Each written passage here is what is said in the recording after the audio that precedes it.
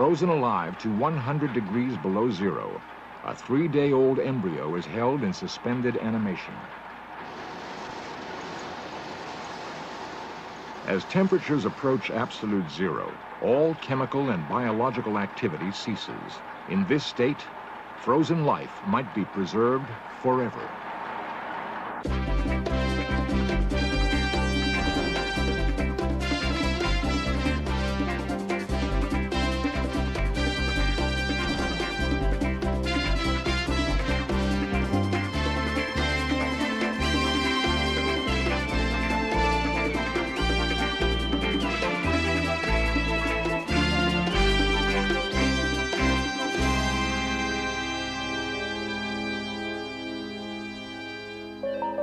In a facility near San Francisco, 2 human bodies plus a head and a brain have been placed in cold storage. The deceased are awaiting a time when medical science can repair their fatal damage and bring them back to life.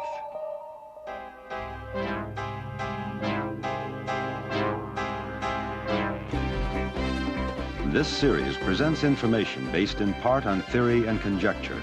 The producer's purpose is to suggest some possible explanations, but not necessarily the only ones, to the mysteries we will examine. Since the dawn of man, cold has been our cruelest enemy. Even today, blizzards claim a yearly toll of the unprepared. During winter, death by freezing remains a constant threat.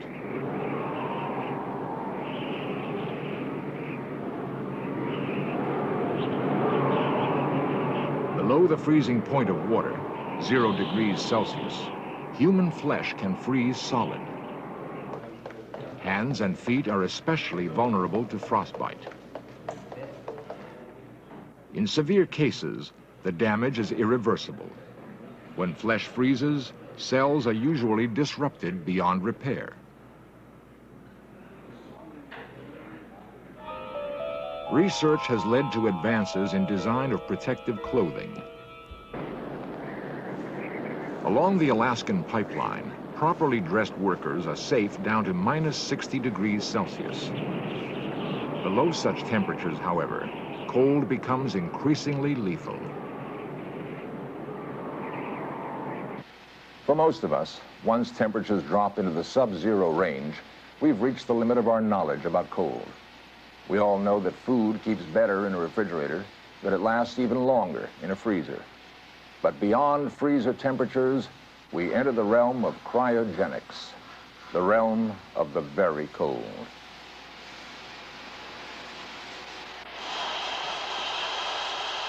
At 196 degrees below zero, nitrogen, the main ingredient of air, becomes liquid.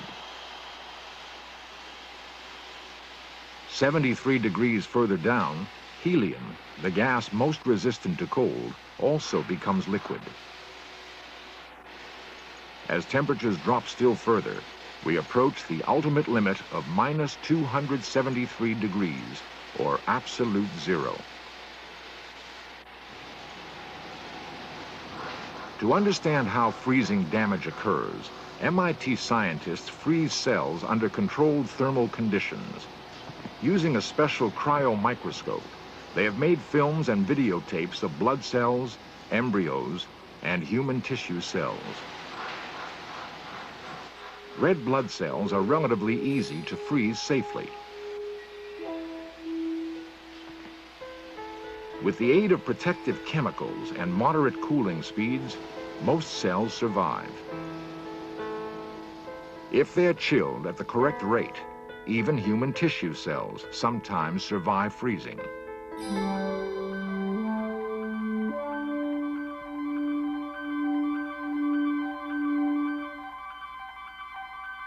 But when the freezing is too fast, ice forms within the cells, causing them to flash black and die.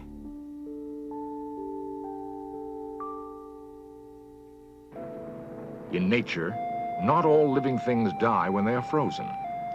Some trees and plants have adapted to the bitter Arctic winter. Certain insects, like the tardigrade, survive below -50 degrees. The tardigrade and other Arctic insects freeze in winter and thaw without ill effect in summer. Is it conceivable that larger animals, perhaps even people, could survive freezing? To answer this provocative question, we must first examine the state-of-the-art of freezing the separate elements of life. At the Carnation Genetics Company in California, workers get a sample of sperm from a prize bull.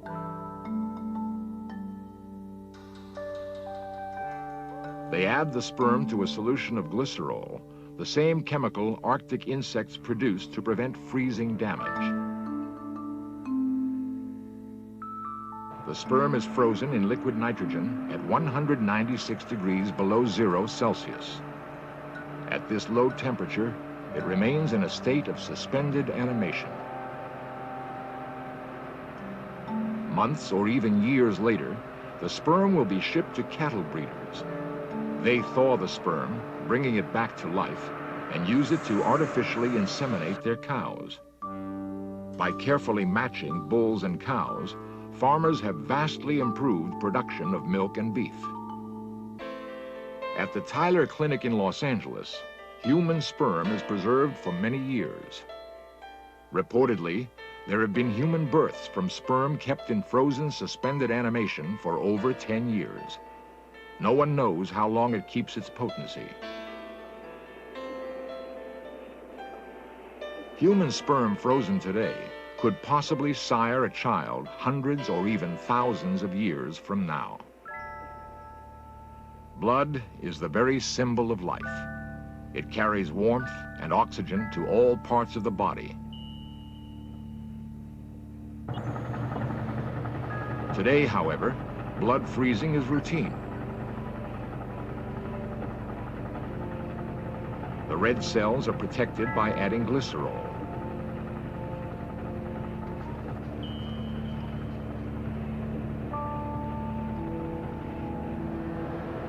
Since frozen blood cells stay alive for many years, their use has greatly increased the available supply of this precious substance.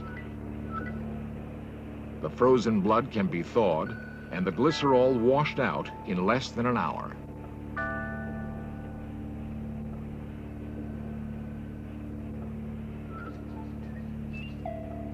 Dr. Charles Huggins directs the blood bank at Massachusetts General Hospital.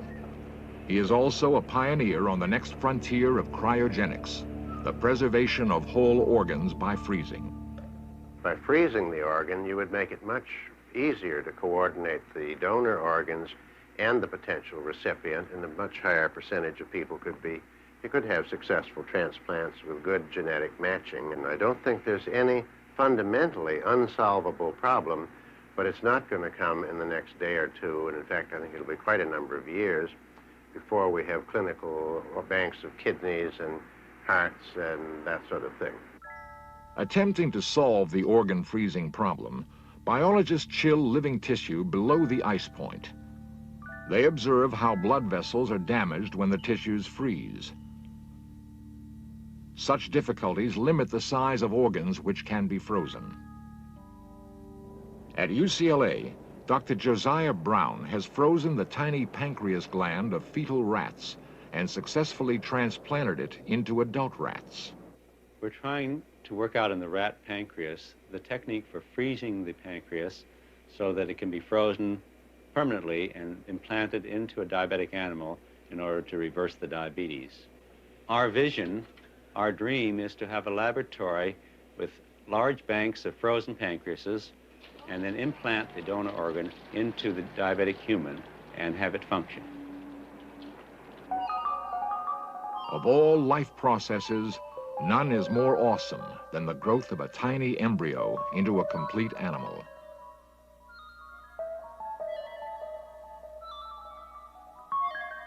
If human embryos could be frozen successfully, we could send our children on journeys into the distant future.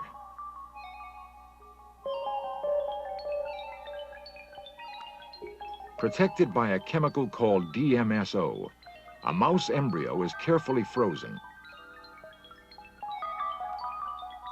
Icy fingers hold it hostage down to 100 degrees below zero, suspending all growth or change.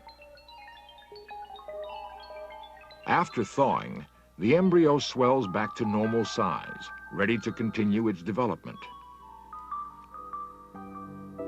At the Oak Ridge National Laboratory, scientists have frozen mouse embryos in liquid nitrogen. They take embryos from the uterus of a pregnant mouse.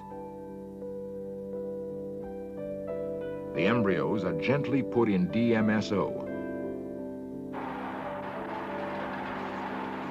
Then, the scientists freeze the living embryos and store them in liquid nitrogen.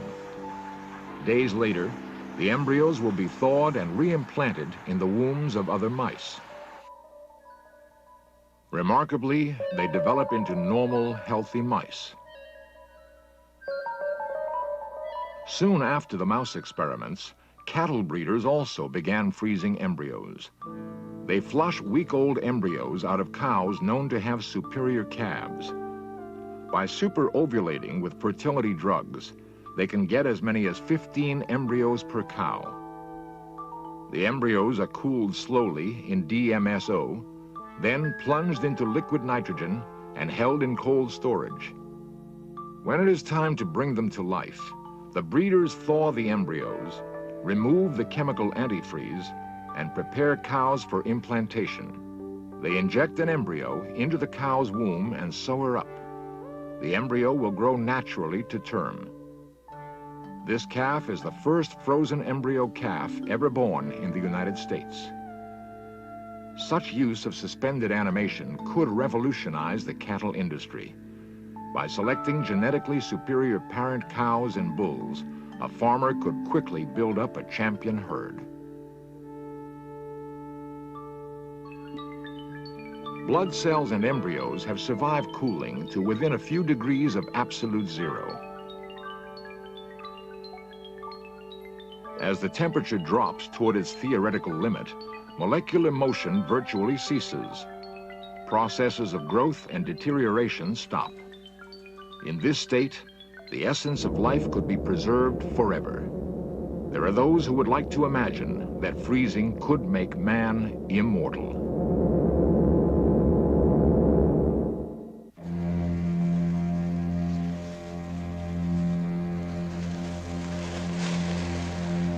The balance of temperature within a human body is incredibly delicate. A drop of only 5 degrees in body temperature brings on the potentially lethal state called hypothermia.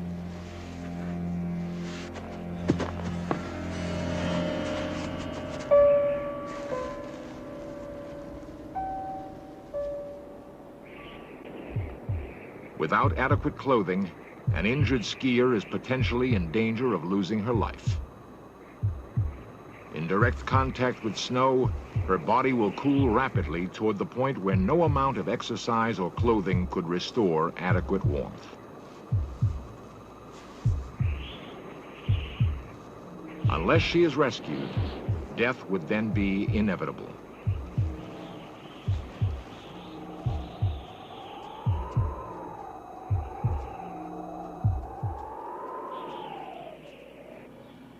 Dr. Paul Siegel is conducting experiments on hypothermia in rats. We're taking the rat down to 0 degrees centigrade. We're taking him down to the ice point and seeing how long we can stay at the ice point without breathing, without respiration. The rat's heart has stopped. Its vital signs gone. The rat is clinically dead.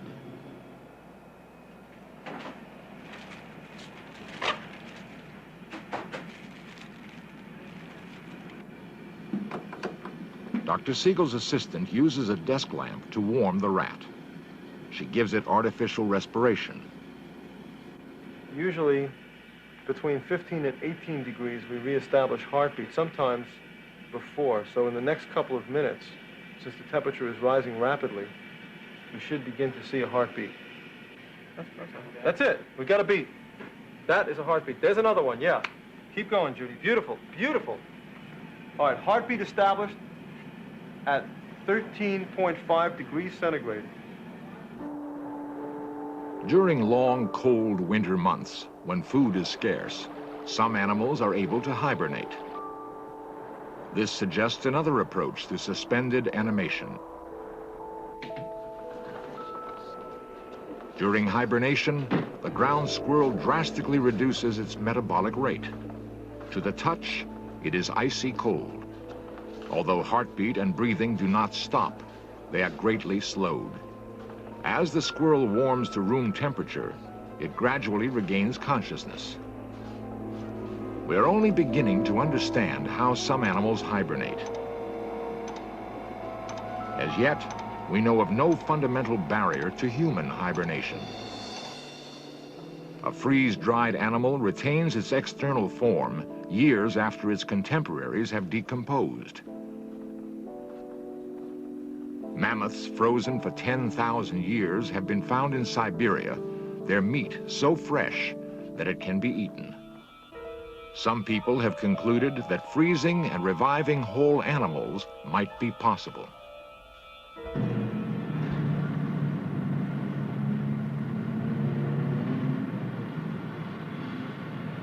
The finality of death is hard to accept. The lure of finding a window to the future is strong. In California, Art Quaife operates a cryonics suspension facility. Just placing patients into low-temperature suspension after they've been pronounced legally dead in the hope that at some future date medical science may be able to cure whatever they died of, repair any damage caused by the freezing procedure, and restore them to life. In this capsule, we have the head of a 79-year-old man who was a retired Army colonel. He died about 2 years ago of respiratory ailments and was placed in suspension by a team in Los Angeles. This capsule contains 2 whole-body patients. One is a 65-year-old Maryland man. Another is a 75-year-old Midwestern woman. Both of them died 4 years ago of cerebral strokes. It also contains the brain of a 15-year-old girl who was murdered in Berkeley in 1976. Super 8 films and videotapes by amateur cameramen document the original encapsulation. One of the patients arrives already frozen to dry ice temperature.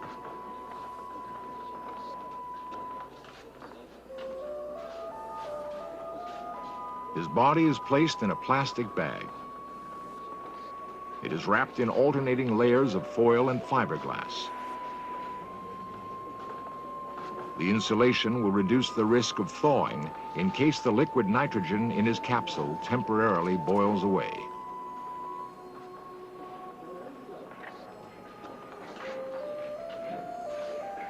Carefully, the patient is eased into the steel capsule where he will remain until someone tries to revive him.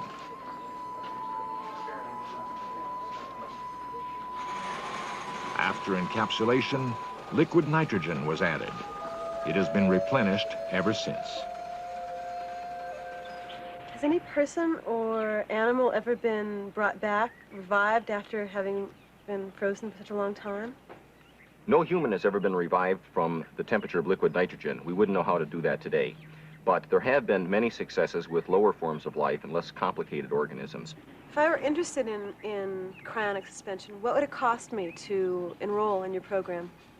First, you would become a suspension member of the Bay Area Cryonics Society, and that would cost you $1,000.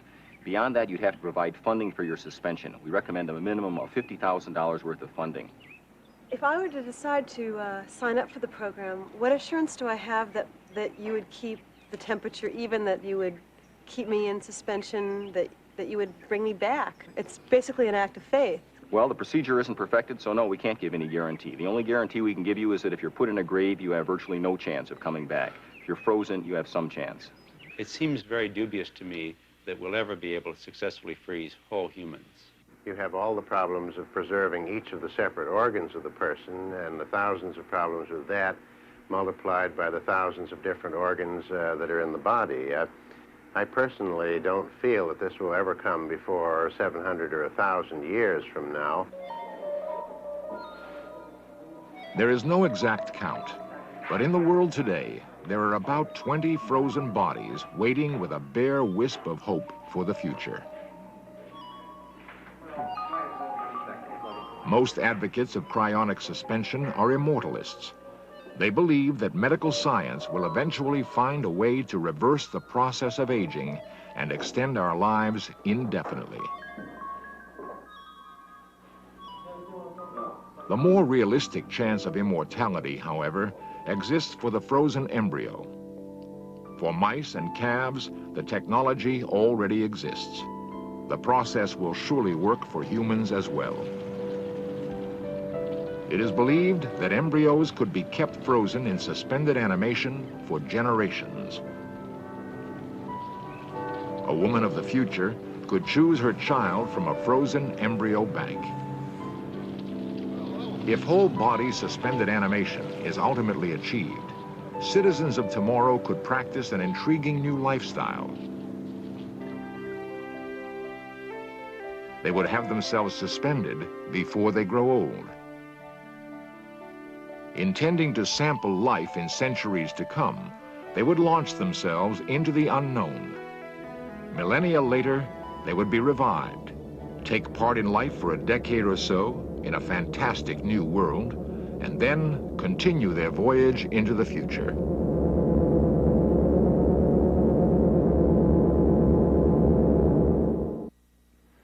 The use of cold storage to preserve human sperm, embryos, and even whole people raises many ethical and social questions.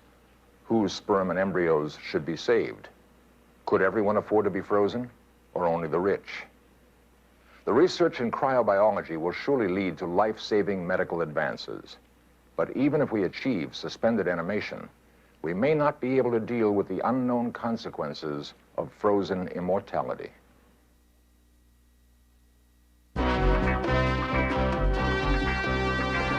Lost civilizations, extraterrestrials, myths and monsters, missing persons, magic and witchcraft, unexplained phenomena. In search of cameras are traveling the world, seeking out these great mysteries. This program was the result of the work of scientists, researchers, and a group of highly skilled technicians.